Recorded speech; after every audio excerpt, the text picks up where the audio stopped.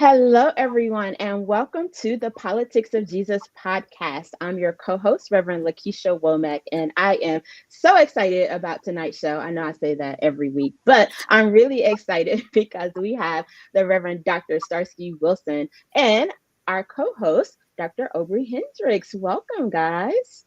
It's good. Thank you. So good to be here. So good to be here. Thank you for having me. Thrilled to be here. We're coming from different places. Keisha and Starsky are in Washington. I'm in Huntsville, where Starsky will be tomorrow.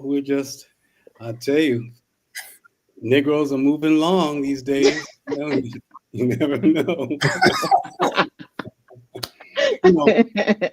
It's so good to have you, brother. And I was reflecting on when we first met, and your journey as I have observed it. I'm sure there's a lot I missed, but as you recall, we first met when you invited me to speak at your church in St. Louis, It was a great experience. But I recall leaving there and coming back telling folk, man, this brother is bad. This brother is going places.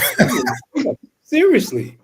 And your seriousness and your sense of purpose was so impressive. We're talking about 20 years ago or more, something like that. I don't. It's a good bit ago. Definitely a good bit ago. Wow. And then your ministry, I followed it as it was growing, but I think the next milestone that really came to my attention was your activist leadership in the Ferguson rebellion, and I recall, brother, it was on a Sunday, and I started seeing all this stuff on Twitter about this pastor who was preaching this extraordinarily radical, revolutionary, energizing sermon. And I'm like, who's this? They say it was Reverend Starsky Wilson. And people that I respect, like Brittany Cooper, people like that were saying, man, this was. And so I was not surprised, but very, very, very proud. And then the next thing we know, the next step is you have moved to national prominence as a CEO of the Children's Defense Fund. I mean, probably the major organization of its kind, advocacy of its kind in the country, brother. So welcome, and it's so I'm so proud to have you here. We're so proud to have you. So tell me, brother, if you would just fill us in a little bit on your journey, how you got to where you are today, and what made you accept the role that you're in now. Yeah. No, thanks, Doc. It's great to be with you. Remarkable and excited to be with you again, too, LaKesha. And thanks for this opportunity to share, especially so early in the important journey of this podcast, this ongoing conversation that you all are inviting us all into. What Doc left out, LaKesha, was that sermon that he referenced was entitled "The Politics of Jesus." Wow! It was preached. And I say that to say I'm going to answer the question. It has a lot to do with why I am where I am. That sermon was preached on the weekend of the Ferguson Freedom Ride, when hundreds of young people from across the country mobilized to come to amplify the voices, the cries, the pain of young people gathered around the body of a lifeless Michael Brown, and decided that they were going to go outside and not go back in until somebody gave them some answers. Young people who had been sold an idea about the social mobility tied up in a concept called the American dream that had broken down for their generation, who had worked hard, deferred gratification, gotten an education, but they would not be able to do better than their parents. So in many ways, I got here from similar pain. I was called to the street when I saw images of Michael Brown because they reminded me of images of my brother that I saw when he died in community violence, murdered in the neighborhood around the corner from my grandmother. But I saw the images of him lying in his own life force when I sat through elements of the trial. And when I saw Michael Brown, I saw the same thing. And I went there to respond to that pain in the streets and was radicalized by young people. Wow.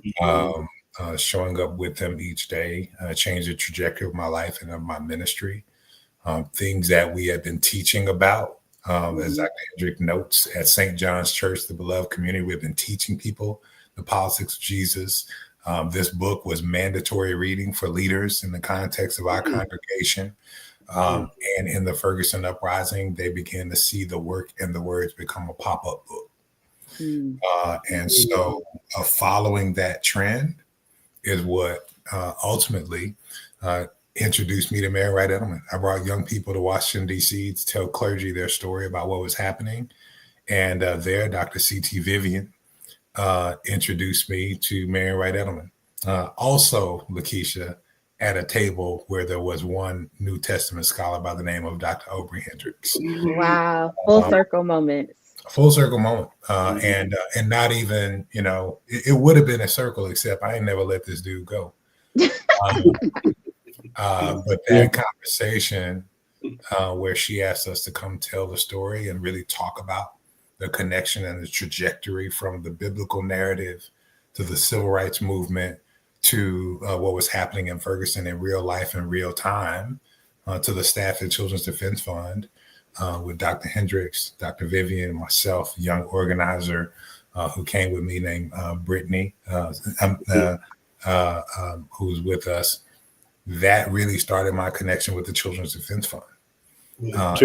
Tracy Blackman was there too, right? Tracy Blackman was there over dinner. Tracy was there over dinner. I'm actually thinking about the next morning when we did the panel with the CDF staff. And she only wasn't there because she had to leave that morning. But so yeah, my dear sister. So that is what started this conversation. It started me to organizing with CDF with some of their work around Alex Haley Farm. It started me to investing in a network of freedom schools. At the time that I led the church, I was also working with a philanthropy that focused on child well-being and racial justice in St. Louis. And Mrs. Edelman was very clear that part of our response to the uprising had to be more freedom schools in St. Louis. And she was right. And so I went and started investing in that. And so that's part of what led me as a volunteer first, as a funder second, to work with the Children's Defense Fund. And in 2020, after Ms. Edelman transitioned, had the opportunity to come and serve full-time in this work. So I'm grateful to be in it, that I can be my full self as a pastor. I can respond to the challenges that young people put before me and seek to live out kind of a holistic set of ministerial commitments that are actually tied to my life journey as well. Right.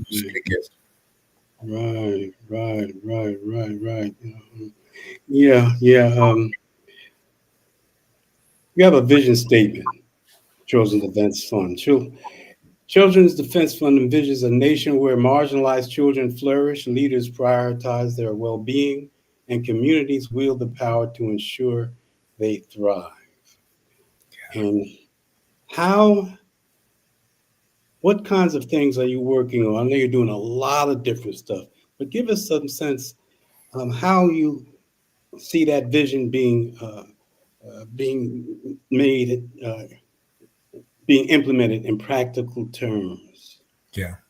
One of the great gifts of the vision of Mary Wright Edelman with CDF was that she understood that social change could happen through direct service, through policy advocacy and policy change, and through power building and community organizing. And she didn't think she had to choose. So we don't choose at CDF. We engage in direct service to 18,000 this year, families through our CDF Freedom Schools in 30 states across the country, teaching literacy with culturally relevant pedagogy where Black and brown young people see themselves in the books. They see their stories. They get to connect with it, but they also see college students who've been trained as servant leaders running their classroom. And those young people who are running the classroom have been introduced to the mothers of the movement, to the civil rights tradition, to the Black radical tradition. And so in that leadership and literacy development we do with 1,500 college students and some 18,000 young scholars, kindergarten through 12 every year, we show people that we love them. And we engage them deeply, and we pour into them an out of school time intervention during the summer. But we also engage in policy advocacy. As you rightly mentioned, we're in the middle of the annual legislative conference of the Congressional Black Caucus Foundation. Our policy staff is all over the convention center, making connections, trying to make sure that leaders, policy leaders there, prioritize the well-being of children. Two of our leaders, myself and another one of our leaders, will be on panels tomorrow morning, talking about how to connect the Congress and the community and the culture on one side, and talking about the economic well-being of Black women, particularly, on another side. So advancing policy change, not just in these convenings, but in the halls of Congress every day here in Washington, D.C., and in targeted state capitals across the country. So we have 10 offices across the country, and represented in those offices are more than half the children who are born in America every year. So we actually can touch through policy all of those folks. And then, of course, we do targeted community organizing. We try to get faith leaders, students, parents, and caregivers to engage, to build power around these issues. So we're training people at Alex Haley Farm and nonviolent direct action organizing. We're participating very soon. There's a major organizing revival to train 1,000 people in non-cooperation and nonviolent direct action here in Washington, D.C., and to mobilize people across the country. And so all of those ways are our practical efforts to make sure that communities are well positioned to wield power as they need to around their issues, that Black and brown children know that we love them because we are with them every day, and that policymakers know that when we go to the Hill, when we go to state capitals across the country, or when you see us in City Hall, we didn't send ourselves. Children sent us, and they come with us. That's who we're accountable to. So that's who they should pay attention to. Wow. I love that. So how do you get churches to move past providing like charity service to children and really working toward justice initiatives? Because they do a lot of vacation Bible school and maybe an after school program, but how do you really get them to get involved in the work of justice and working on some of these legislative priorities? Yeah. First, we try to get them to see the children. You can serve children without seeing children. So if you really pay attention to what is causing the barrier to the kids coming to vacation Bible school, and you begin to wonder about that a little bit. You scratch a little bit and you get to a policy issue real fast, or you wonder why did they show up so early. Dr. Hendricks knows the church where I pastored. It was a tough neighborhood, and during the summertime, kids showed up early and they stayed late. Why do they want to stay around here so much? We're serving a couple of meals and they don't have stability of meals at home. And so as we think about that and we pay attention to those things where we are providing charity and scratch it a little bit, then we'll find the policy concern because we pay attention to the pain points right after it. So one of the things we do, actually we're about to do it now, this fall, every fall, and we'll do it October 17th through the 19th, we invite faith communities into something we call the National Observance of Children's Sabbaths. What this is an opportunity. It's not Children's Day. Right? Everybody ought to have Children's Day. I was a youth pastor. You ought to have a Children's Day. Have a good youth day. You ought to have them regularly. Celebrate young people. Right. But what this is, we provide tools, a toolkit. We put it up on our website at childrensdefense.org, and we invite people to have intentional conversations and explorations around children's issues. So we give you everything you need to send a letter to the family court, to take your adult education group, to go sit in the family courts and see what happens to children every day there. We expect people to go to school board meetings and say, this is what it means. We talk about it as a child watch. Go watch what happens in the systems around children.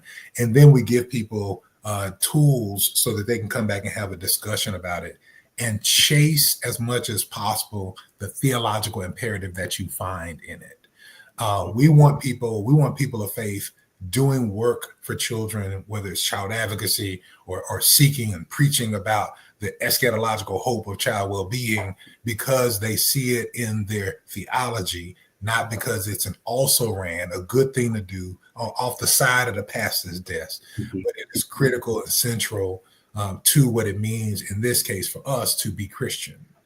And so we also run two capacity building cohorts with congregations so that pastors can articulate theologies of child well-being. So congregations can study what's happening with children in their communities. And then they can ask themselves, well, what are we going to do about it? Right. Yeah, right. Well, one thing, pardon me, that struck me, as you know, I think I first spoke there like, I don't know, 20 years or so ago, when Dr. Simpson from at Auburn, when she was working with them, Emma Jordan Simpson, yes. Yeah, Emma, and I gave a keynote, but I've been coming the last 2 years, really blessed to be I've been misnomered an elder in residence. Wow, that's a gift. That is an honor. I mean, at first I had to look around. I'm like, damn, who they talking What are they talking about? Look, and even when you're not there, your books are there, so your presence is always felt. We affirm that elders are not just older. A lot of people who are older who ain't elders. There's wisdom that gets poured into us. There's love that we feel in the presence of certain people, and you're one of them. See, there you go. For that. Tell my grandchildren that. But I was going to say, coming there, we've been bringing my great-granddaughter for a couple of years. And one thing I noticed is not only do you have these programs set up, but there's this deep acknowledgement of the humanity of these children and the specialness of them as human beings.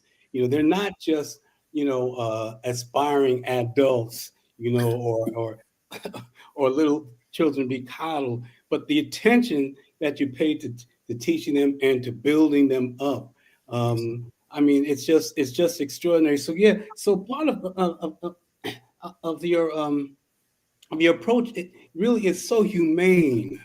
It acknowledges humanity of the children, and that's such a wonderful thing to see. And LaKesha, you were there this year. I didn't make it this year, but you were talking about just the great feeling, the love. Now, my great granddaughter is 8 years old now. She talks about her favorite place in America is Tennessee. Hey, I love it. She doesn't know Children Defense Fund. All she knows is Tennessee. Yeah, being there with her friends. She has friends that she's made, and they stay in touch.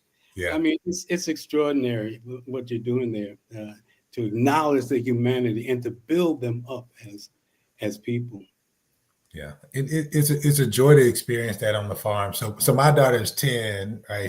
They got to hang out last summer, and they meet on the first day of the week on the farm, and all of a sudden they're arm in arm, right? So your great granddaughter, my daughter, Dr. From Yale, but there are a number of like scholars, kids who come. Brother, you're talking about? Yeah. So we connect, and all of that together. That's their extension. To my daughter, to your great granddaughter, is just Tennessee. To my daughter, is Freedom School. Now it's Haley Farm to me, but Haley Farm is nothing but Freedom School to her. But it's a cascade. We experienced that for that week in July. But there are young people, there are thousands of young people who are experiencing that in Freedom School classrooms all over the country simultaneously. And that affirmation of their dignity, hope, their joy is part of where we've got to begin conversations about policy, where we got to begin conversations about power building. Because if we don't begin with that humanity, then we'll design things that render or rack up benefits for the most wealthy, those who are best positioned for self-aggrandizement, and we'll get the kind of public policy we've gotten recently. So I think that's critically important. And I tell people all the time, I was like, I wouldn't have moved. I lived in St. Louis for 20 years. I love St. Louis. I'm originally from Texas, but I wouldn't have moved to DC to run a policy shop. Like, that's not what this is, right? Any old policy shop wouldn't do. But the opportunity to respond to, frankly, some of my own passions and my own pains, right? And to do so with all of myself, right? To be able to bring myself as a formed faith leader, educated for that purpose, into this work, because that has always been a part of this work, and to bring myself as a father of 4 children fully into the work and into the office every day, and to say, yeah, I'm in the conversation today in this coalition around, education, but I'm not actually here first as a president and CEO of Children's Defense Fund. I'm first here as a dad of 3 public school kids and 1 who's in college, who, by the way, couldn't live in the district because I couldn't find a decent school. So I had to start shopping the suburbs, right? Like, that's the real life experience. And I've been blessed and privileged enough to be able to make some good choices, but all of my family is not blessed to be able to make those choices, much less the ones who don't have access to a representative in those rooms. Right. As a father, you know how vocal this current generation, I won't call them the future generation, this current generation is. How can we help to uplift their voices? Because I know a lot of times we have our ideas about what they need, but how are you working to make sure that we're elevating the voices of children in this work? Yeah. At first, I'd say there's a lot of power in their voices. Part of what we've got to do is listen. When I came to Children's Defense Fund, one of the things I wanted to do was spend time in the Freedom Schools, listening to the servant leader interns, those are our college students, listening to the scholars, and listening to the parents. So we didn't develop, it took us 3 years when I got there to develop a policy agenda because we wanted to go listen. And so we spent 2 whole summers listening. Staff went out listening. We had a chance to integrate that. We took different approaches to it. We did focus groups. We did photo voice. We pull all the pieces together, and we let them define what well-being looked like for them. And then we developed a policy agenda based on those voices. With the college students specifically, or the college-age young people specifically, we invested in a couple of different platforms to be able to amplify their voices. One is called the Black Student Leadership Network. Years ago, about 30 plus years ago, CDF started this effort. As a matter of fact, one of the early leaders in the Black Student Leadership Network with CDF and the Black Community Crusade for Children was one Dr. Farah Griffin. So it's family stuff here. Wow, I see. Right? So training young people across the country around community organizing and letting them determine the issues that they wanted to organize around, but giving them the gifts, graces, the tools, and the equipping for that. This past weekend, I was on Haley Farm with 50 college students from HBCUs. They were getting that training with us and partners from Prairie View, a professor from Prairie View, a professor from Fisk, also pouring in, and they're learning community organizing, and they're going to go run campaigns on their campuses around issues that they determine they decide. So first you listen, then you equip. The other thing we got to do is give them platforms. I'm really excited. In 2023, CDF merged into CDF, an organization called the American Youth Policy Forum. And one of the cool things that they had was they had a youth policy council where young adults who are what we call opportunity youth, they have been disconnected either from school or work between the ages of 16 and 24. They were trained in public policy to be credible messengers around issues related to young people between the ages of 16 and 24. And then they began to organize their own policy forums on Capitol Hill. They began to educate policymakers themselves based on their lived experience. They set up and ran 2 podcast series, actually. One called Credible Messengers, one called Standing on Policy, where they framed and discussed policy themselves. And they educated policymakers on the impact of their proposals on young people. And so first, we got to listen. Second, we've got to equip them with tools to amplify their own power. Then we got to give them platform. And I say this not because they don't have it, but we have too much of it. So we got to share platform and position, use the resources that are in our care and stewardship so that their voices can get more proximate to the people who are making these policy decisions. So that's the piece where, getting back to the vision statement, like leaders prioritizing their well-being requires leaders being in a position where they have to listen to them. And I think that's the responsibility of our institutions, and definitely part of the charge CDF has accepted. Well, I think that's one of the unique things about CDF, how children-centered it is. When Marion started it, one can never say too much about Marion, right? Edelman. Just extraordinary. Right. And for her to have begun that with all that was going on around politically, she zeroed in on the children, and dedicated their life to doing that. The one thing is that it's always been a, a faith-based organization. Am I characterizing it correct? I mean, it's I think faith has always been and how does that work? I mean, in practical terms, on a national basis. I think there are two things working here. I tell people sometimes, and if I can speak colloquially, I know this is professional and projected and promoted and published and all those things.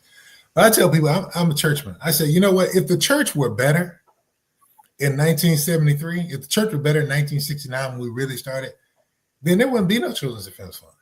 Right. If the church were better, one young Marion Wright would have pastored a high steeple church in New York like her brother Harry, or been the president at Bishop College and dean there and taught preachers like my uncle, like her brother Harry did, if the church were better. But the church didn't know no better. So she went and she studied the law and followed the same path that she saw her parents, who were inspired by faith, to live out, both in the church in Bennettsville, South Carolina, and in ministries and missions that they built, frankly, when they saw need, from the elderly home that was built by them to the taking in of others. So she began to live that out.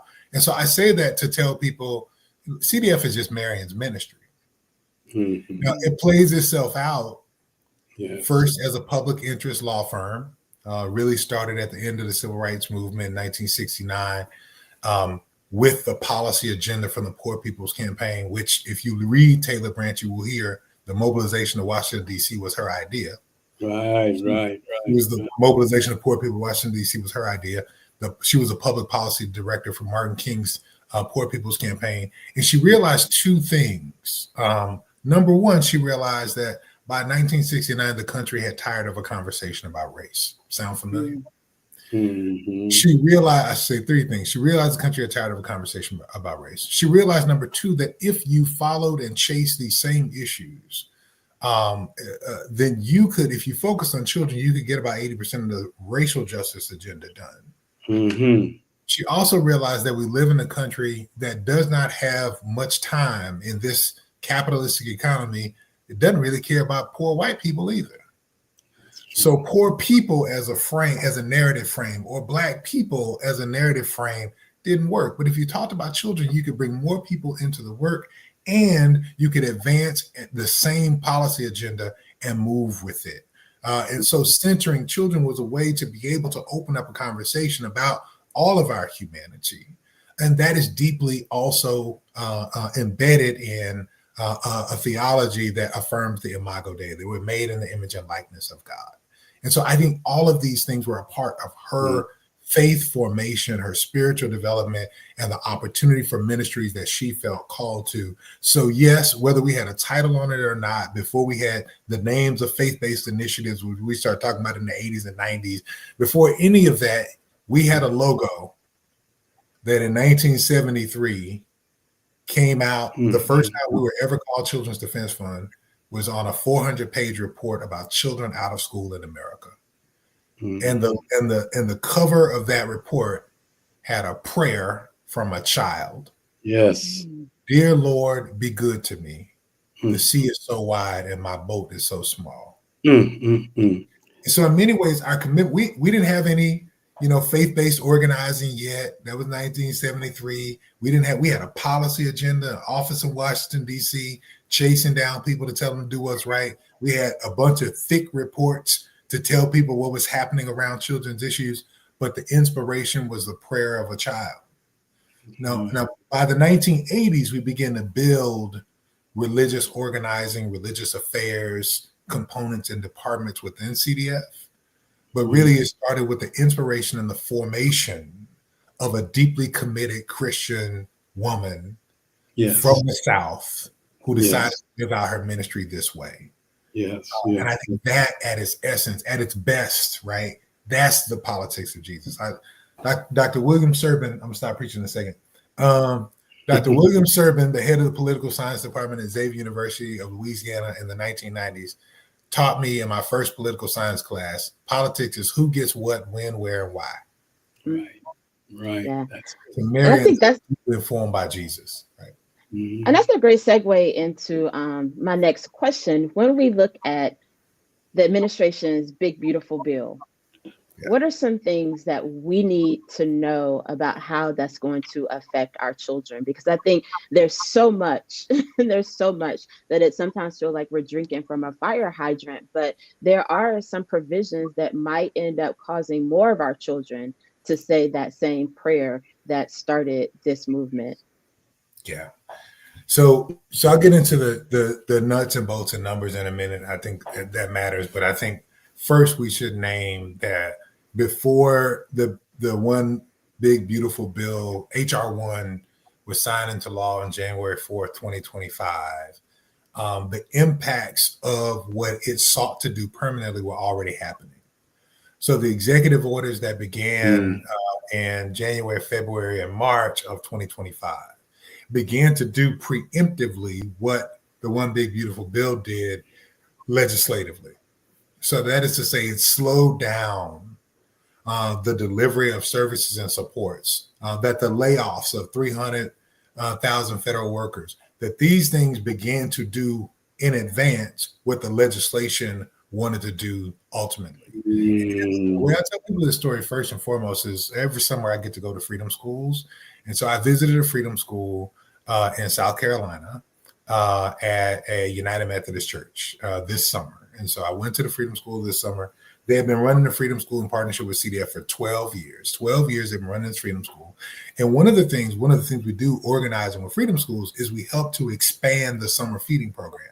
We encourage people to use the summer feeding program because so many of young people are eligible for it. And it also helps to expand the outreach of the program. And so this particular United Methodist Church had been running, Francis Burns United Methodist Church, have been running freedom schools and using the summer feeding program to provide breakfast and lunch for 11 years. And this year, before the big, beautiful bill passed, before the $1 trillion worth of, the $200 billion worth of SNAP cuts happened that impact the program, they had their summer feeding program money taken away from them. They didn't have access to it even before the bill passed.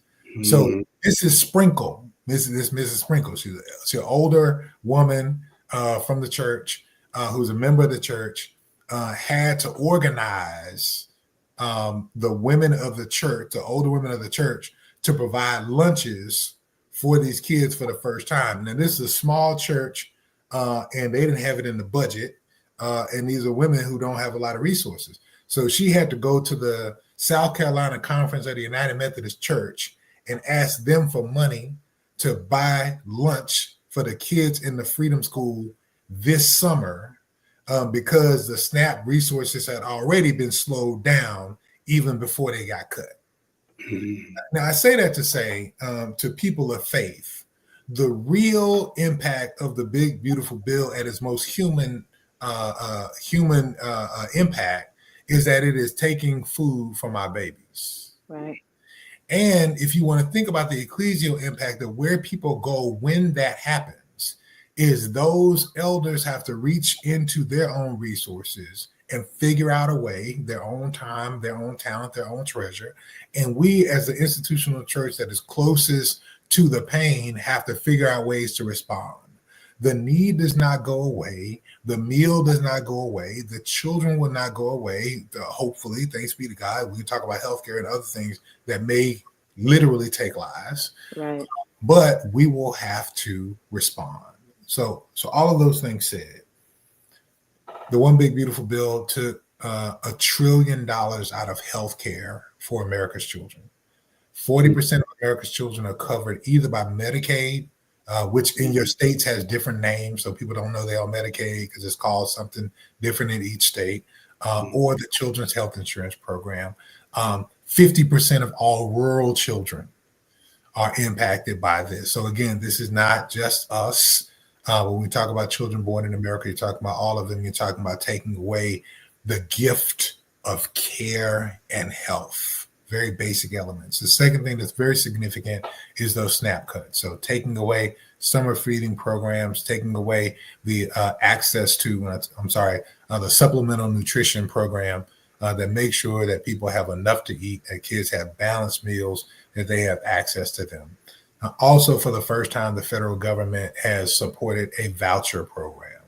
The taking of resources out of public education and public schools to provide a benefit to middle class people who want to segregate. The history of public school in America. When they were told to integrate schools, people immediately began to take their children out of schools, shut down school districts. And if I believe the scholarship of one Obery Hendricks in Christians Against Christianity, to erect Christian schools in order to segregate their white children away from black children. So another effort to undermine public education, which is not just a boon for the individual, but also a way to resource to provide a collective care for all the children of our community. And so in the areas of education and health and basic nutrition, we see the greatest negative impacts of this bill on our children. I got to say this last part because I work in Marion's ministry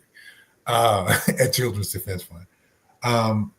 It also will pass along because it takes resources. It shrinks the social safety net, which we've been building for 2 generations. It will push more families and more children into poverty. And because it does so to provide tax cuts to people who don't need them, and in some cases didn't ask for them, and definitely are using them to exploit others, it is passing along a greater debt to the children who are less well positioned to inherit our burdens. So not only does it harm them now, but it passes along a burden for the future. And we're already seeing it showing up in our sanctuaries, our fellowship halls, and our summer programs. Mm-hmm. Well, brother, I guess the question that raises for me is, where is the trajectory of this taking us? Well, let me explain what I mean. It's pretty clear that the leadership of this country, well, Trump, really wants to take us on the road to fascism. And in many ways, we're already in fascist precincts, right? That being said, what do you see for the future of policies that can benefit children? Because it seems like there's this animus to really harm the vulnerable, to really to really destroy their, not just destroy them physically, but to destroy their morale and their dignity in order to really establish a fascist dictatorship. I hope I'm not over speaking, but what are your thoughts about that? Yeah, one of the things I've said since probably about 2010 is, as an unfortunate reality that I found around the work to which I feel called, is that people who understand power don't seem to care or know about children. And people who care about and speak for children don't seem to understand power.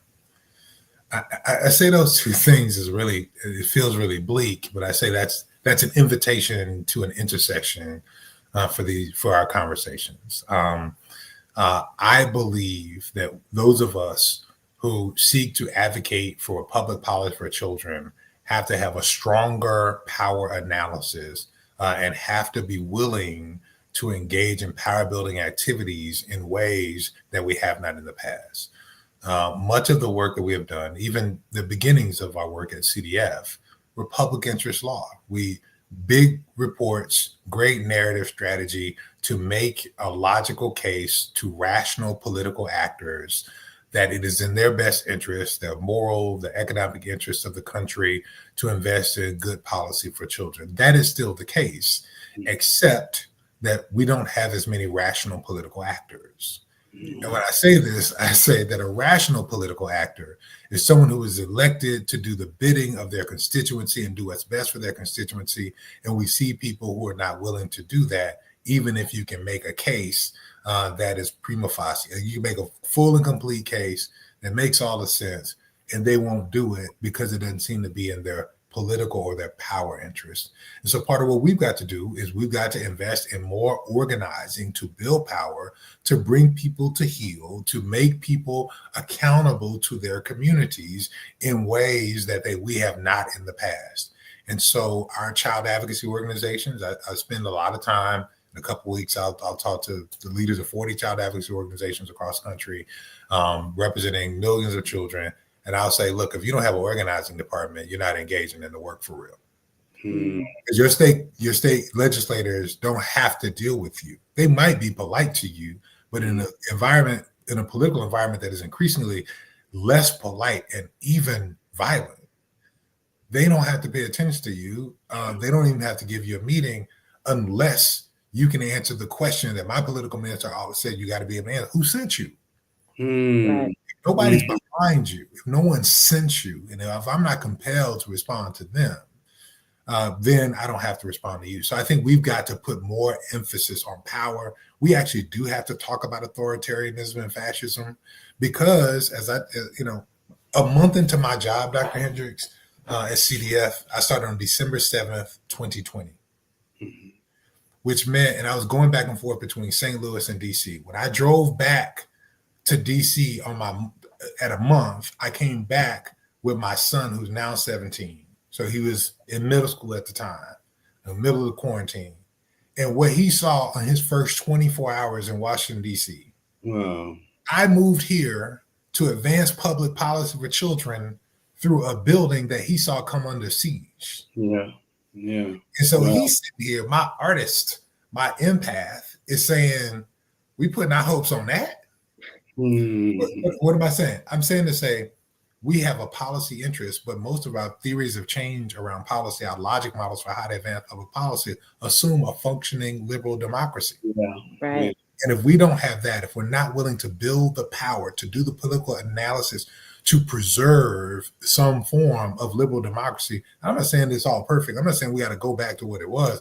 I'm saying it's maybe a unique opportunity to build something that's even more responsive and participatory, but we have to engage in this fight so that we have space to disagree over policy later. Right. I think one of the challenges for me, if I can just be honest, I just don't feel like a lot of Black church pastors really care enough. It's like they preach about it and I hear the sermon, but then when I look at what you're doing Monday, Tuesday, Wednesday, Thursday, I don't see the work. And I don't know how much worse it has to get for our community for more of our leaders to realize that there is work to be done. We can talk about it and we can preach about it, but at some point, how do you convince them that we got to get out and do the work? Yeah, I think there are two things I say. I believe the church is a children's movement. Okay. I look at Jesus going into the temple. Doc can disabuse me of this, but I'm saying it toward the end of the podcast so he can send me the study later. I see Jesus going to the temple to make sacrifice with all the disciples, all 12 disciples, but I only see a sacrifice for 2 adults. What are the implications of that? The implications of that is that they're making sacrifice for him and Peter because they're the only ones who are adults. Maybe they're doing that because they're following the tradition of the Jewish culture that at a certain age, a young student goes to walk with their rabbi and learn with him, even when they are still minors. Maybe this whole thing that we're following in the life of the church started as a children's movement. And so maybe we don't need the big names and the big pulpits and the big preachers. Or I listened to Alan Dwight Callahan, who once told me back in St. Louis that God never needed a majority. Jesus didn't need a majority and didn't need the leaders, didn't come for the leaders. Jesus hung out with teenagers, who we would now call adolescents, built a movement with them that turned the world upside down, po folk, no count, marginalized folk.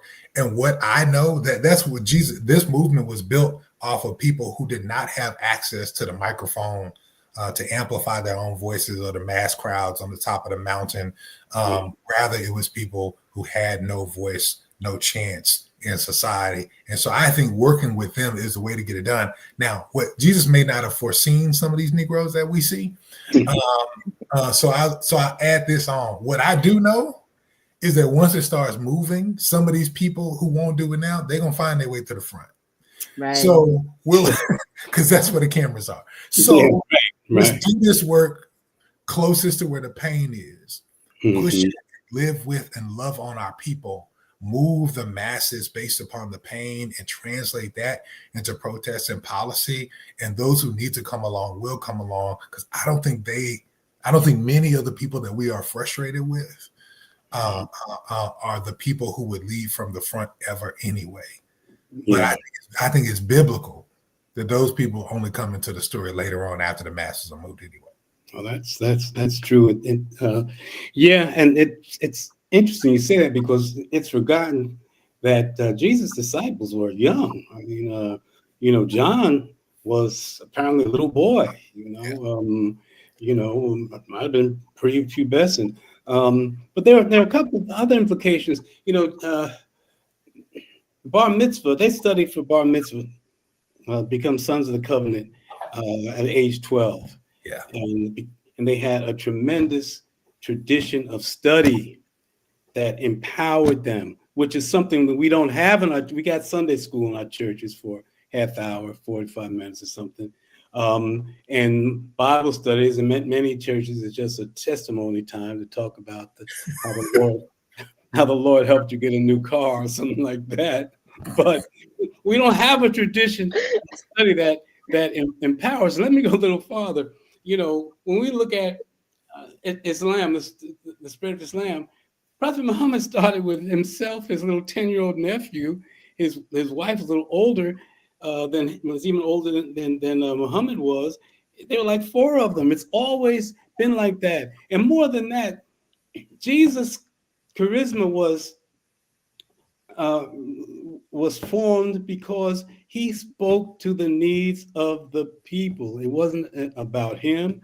It wasn't highfalutin. Remember, right? He didn't teach any theology. He didn't go through a lot of jumping up and down. He talked about folk needing daily bread. He talked about being relieved of the terrible debt structure that was destroying people's lives and having them sold into slavery and all that.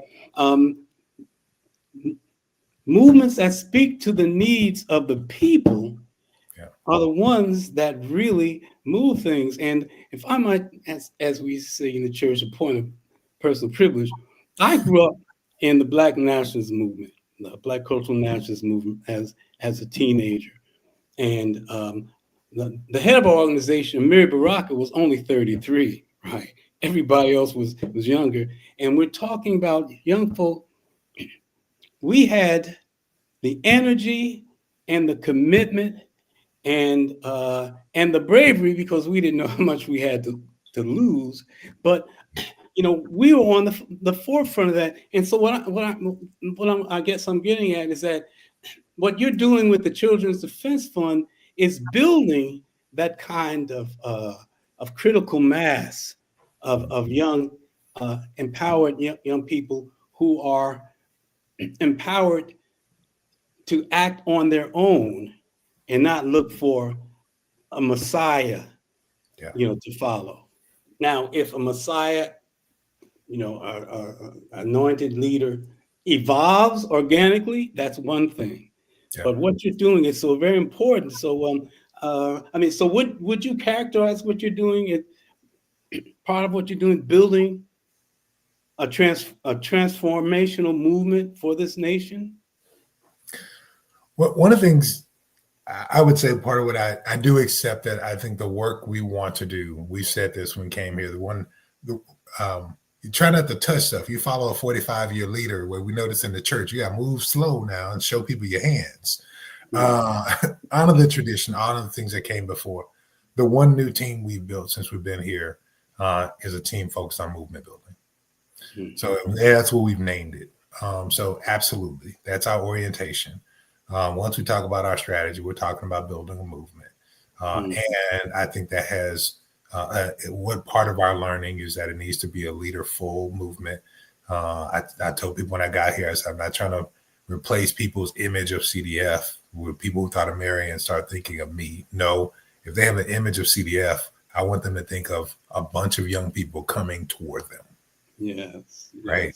And so what does that mass mobilization and equipping of young people look like? Then that's what we're moving toward. I do believe we've not articulated that we're trying to transform the country, but I do believe it will. What we're trying to do is work toward a world and a community where young people can grow up with dignity, hope, and joy. We're trying to walk in neighborhoods where children sing and dance like nobody's watching. We're trying to make it safe for my 10-year-old daughter and your 8-year-old great-granddaughter to hang out wherever they want and not, yeah, it's great if they want to do it on a farm in Tennessee, but they feel just as safe doing it on 8th Street in DC. So that's the world we're trying to build. And we believe young people have both the vision, the voice, the authority, and the power to build that if we appropriately support, equip them, and give them space. Wow. I love that. How inspiring, brother. Wow, brother. Your brilliance, I must say, Keisha. I mean, I'm sort of speechless because the vision is so well articulated, and it's so multidimensional that it's. Tell you the truth, I've never heard anything like it. It is so expansive, and I guess this is the way that we're going to have to go, brother. I don't see any other way for us to go.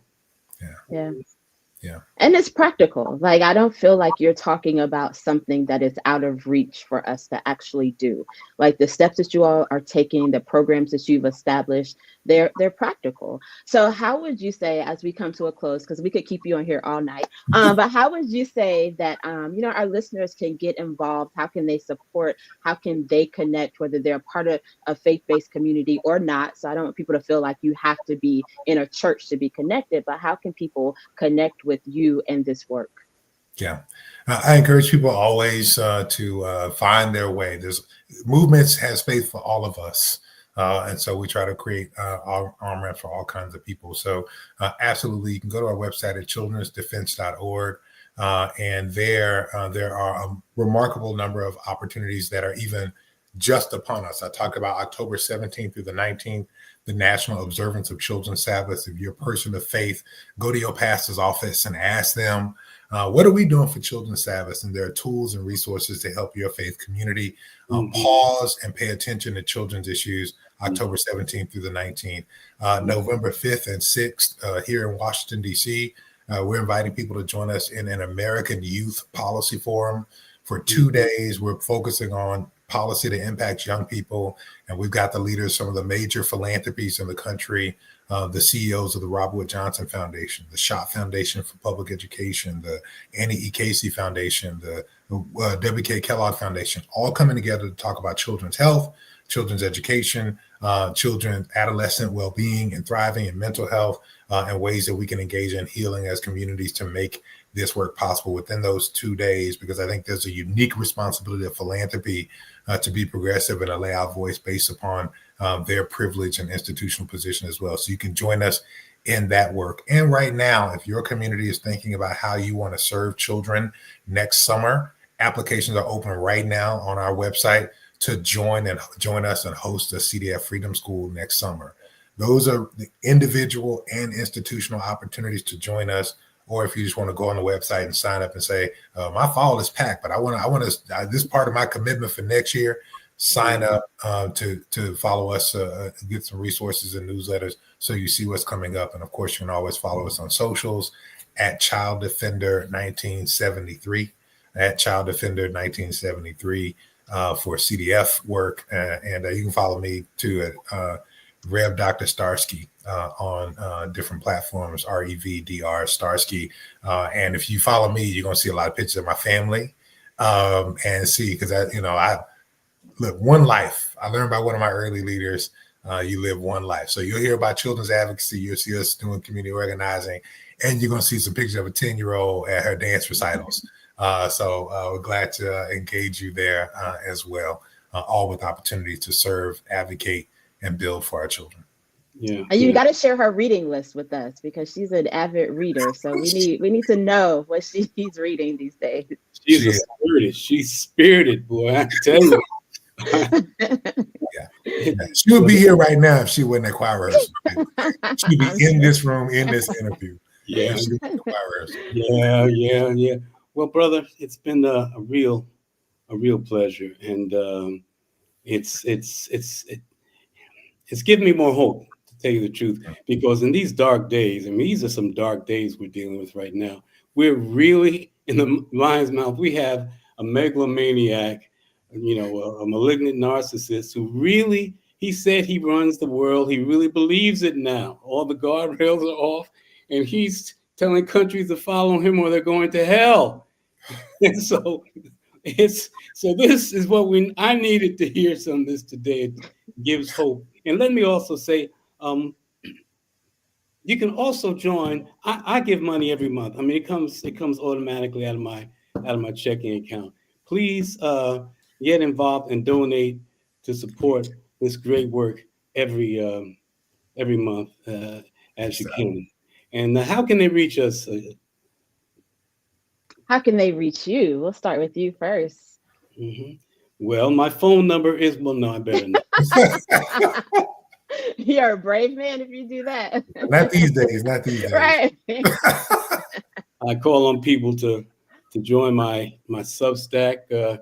I try to really deal with these issues in this very dark time. This is my favorite author, Gabriel Garcia Marquez, wrote a book called An Evil Hour.